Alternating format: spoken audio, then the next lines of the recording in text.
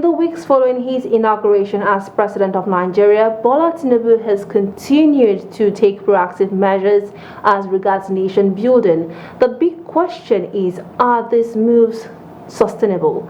Well, joining me now for a brief discussion on the state of the nation is Benjamin Sati, a legal practitioner coming to us live from Gombe State.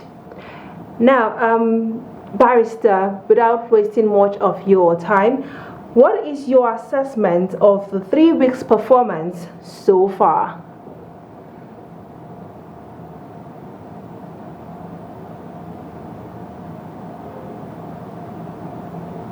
From his first appointments, he really appointed men of timber and caliber, some men of good capacity to be able to, be his key appointees from the beginning. And I rated Mr. President from his first speech after he was sworn in. Nigeria has gone through a lot. The expectations are quite high. So it appears glaring from his speech that he has good intentions for Nigeria, and we believe he is going to deliver by the grace of God. To give us some towards the right path, especially with the student loan, fuel subsidy removal, and so on. Appointments. Yes, I can say so without mincing words, that he is in the path to, he's actually putting Nigeria to its path to economic recovery. Nigeria has gone through a lot. From his students Loan Act, which was a legislation that was accepted one of the first bills that came before Mr. President for assent, and he took,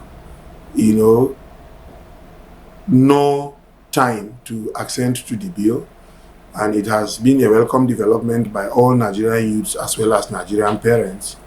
It's going to bring some sort of succor to Nigerian students who before now wouldn't have someone to look up to for sponsorship and find difficulty sponsoring themselves, can now, on their own sponsor, and the repayment is very, very good. It takes some number of years after your NYSC to start repaying, and of course that has to be after one has commenced probably working and earning some income. 3 years after service, it is expected that you would have gotten a good job or a good venture to be able to earn a living to start repaying the government. So that on its own, it's a good step. And secondly, when Mr. President just came in, immediately he was sworn in, he announced the removal of the most controversial fuel subsidy. This has dragged and lingered so long. We have protested. We thought the administration of Goodluck Ebele Jonathan was doing a disservice to Nigerians. We thought the immediate past administration had the requisite zeal and will to remove subsidy. A lot of corruptions are ongoing, we have underwent a lot of corruption under the subsidy regime. And a lot of people have protested against its removal. And the reasons are not far-fetched. They benefit a lot from it. An average enlightened Nigerian knows how corrupt the subsidy regime has been. Now that it has been removed, our prayer is Mr. President would implement and apply the erstwhile subsidy funds to some very profitable and useful ventures. He should invest such funds into infrastructure. What government used to save for the subsidy to pay, a part of what we are paying for the PMS and other petroleum products that we benefit or that we consume. Now it is no longer there. We are going to buy at whatever cost it lands at the depot. So we are going to buy at that cost. The government is free from at least petroleum product subsidy. So, you know, it is amazing how we're buying petrol, PMS, premium motor spirit, the one we use in our motor cars. We're buying it at 220 naira. All of a sudden, we are buying at 550 naira. Can you imagine we were paying less than the government was paying, and we were still seeing that the government was not doing wrong, probably because we were aware that even that money that the government was supposed to be paying, there are a lot of controversies in corruption in it.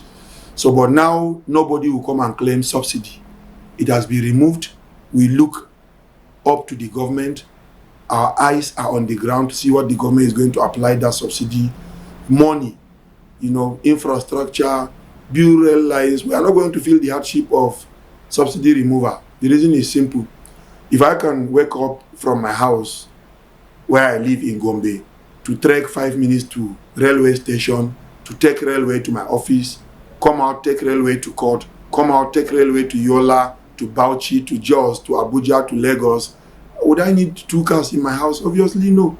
So if the government is really going to apply the subsidy, like the money that is supposed to go for the subsidy that it used to pay for all Nigerians, and you know, invest in infrastructure, invest in transport, invest in a number of ways, of course it's going to affect the economy of people who live on driving, but it's still going to create some ways for them to survive.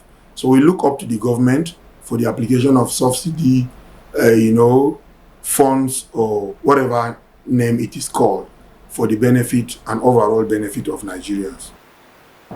All right, now, so as a legal practitioner, would you say that the probing of Godwin Obaseki of CBN, as well as Abdulrashid Bawa of the EFCC, has some political undertone to it?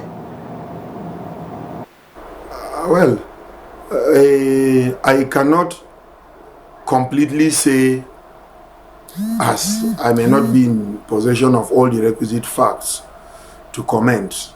The devil himself knoweth not the mind of man.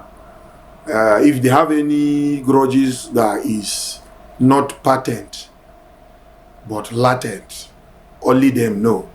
But what we know, what we can see, what we see on news, and you know, we read all over, you know, print and other sources of news, it's there are a lot of corruption in. There are a lot of corruption in both agencies. We have all heard the issues surrounding the print of the new currencies that brought untold hardship to Nigerians.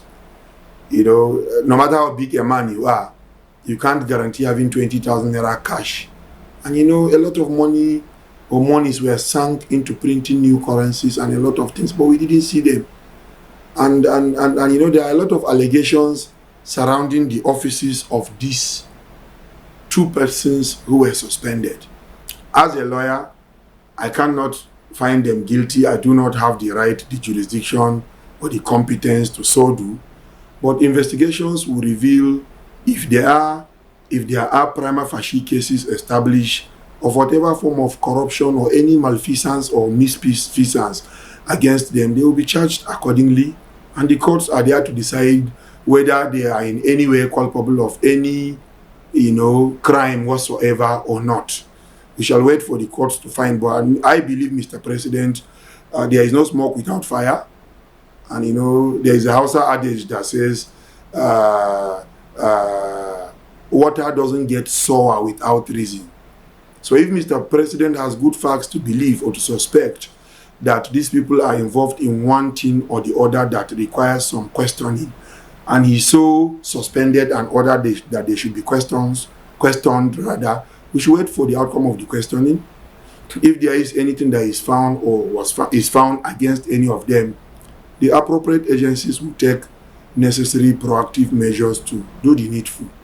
So we wish they should be just and fair to them as well as to Nigerians. Justice is not a one-way traffic. Be just to the suspects that you are interrogating. Be just to Nigerian citizens. Be just to Nigeria itself. All right, just one more question before you go. In the next 4 years, where do you see the Tinubu administration taking Nigeria? I see Nigeria becoming great. I'm optimistic, sorry, and I believe in this country called Nigeria. We believe Nigeria is going to grow, Nigeria is going to be great. So we shall pray for Mr. President, while we pray also that the persons around him shall be good advisors, you know. We believe him in working with the best brains. He has done that in Lagos. We hope he doesn't import nepotism as the president of Nigeria. He should see Nigeria as Lagos, as his own.